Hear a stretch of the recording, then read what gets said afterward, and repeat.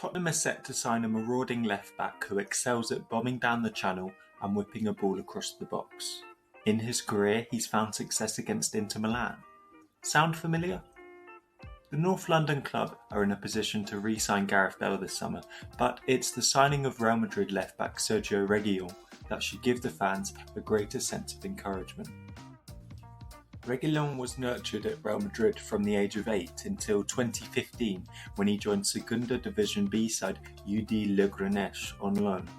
Despite his youth, Reguilón excelled in Logroño, so much so that 18 months on from his spell in northern Spain, the fullback was starting for Real Madrid's first team. In the 2018-19 season, Reguilón played 15 times for Real Madrid as he tussled with Marcelo for the left fullback slot. The leap from a struggling side in the third tier of Spanish football to starting for one of the biggest European clubs in such a short time may have surprised some.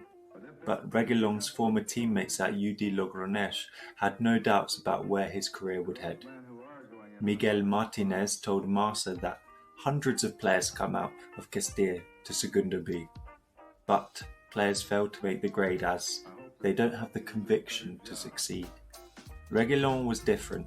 Former UD Logroñés captain César Caneda said that Reguilón forced his way into the team.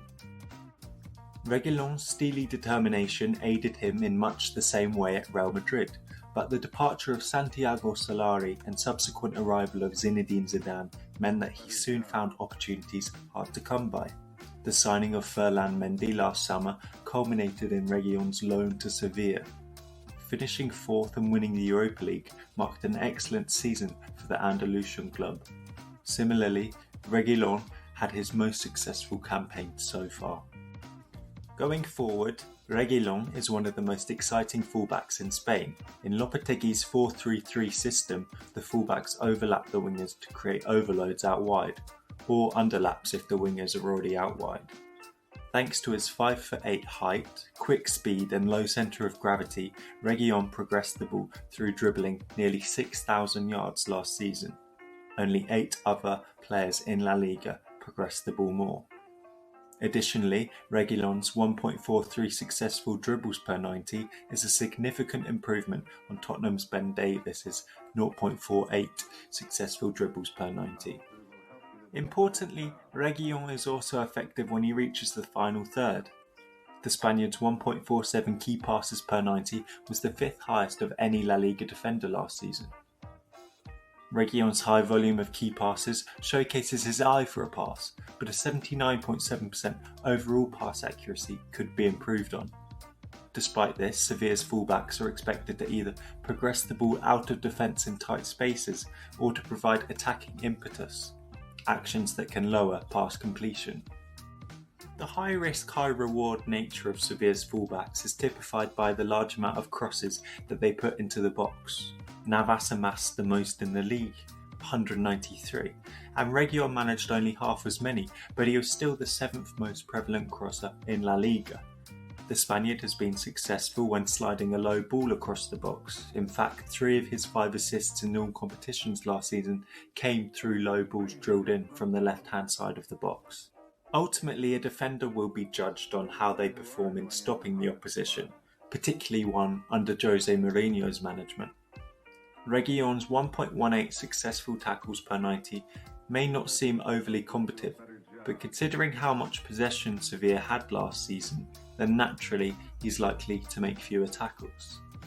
In Lopetegui's system, Reguilón will often push up and press the opposition right back or right midfielder, whilst Jesus Navas remains in a more conservative position. Reguilón's high-octane style of play can be beneficial in pressing to win the ball back.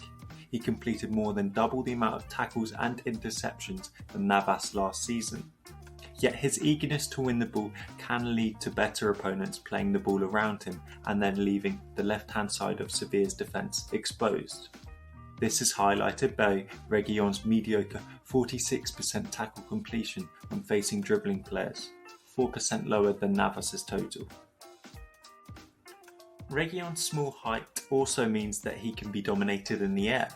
A 55% success rate in aerial duels is competent, although this is a significant downgrade on Ben Davies, who won over 65% of his aerial duels last season.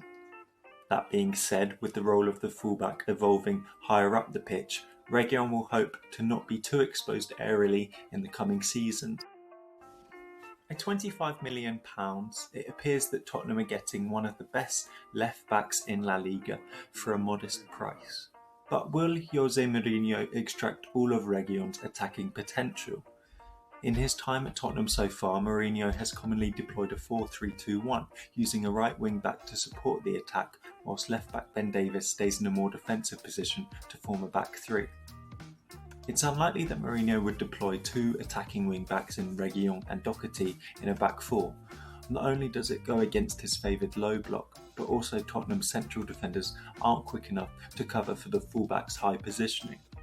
A potential solution would be to use Ben Davies as a third centre-back in a back three, someone who would cover Reguilon's channel, and Tottenham would benefit from the vivaciousness and attacking quality of Reguilon whilst largely negating his frailty in the air and his overly ambitious pressing.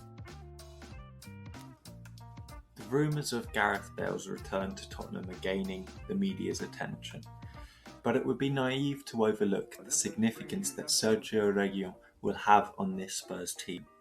If he can translate his form for Sevilla into the Premier League, then Tottenham fans may be worshipping a different left footer than they would have imagined at the start of the season.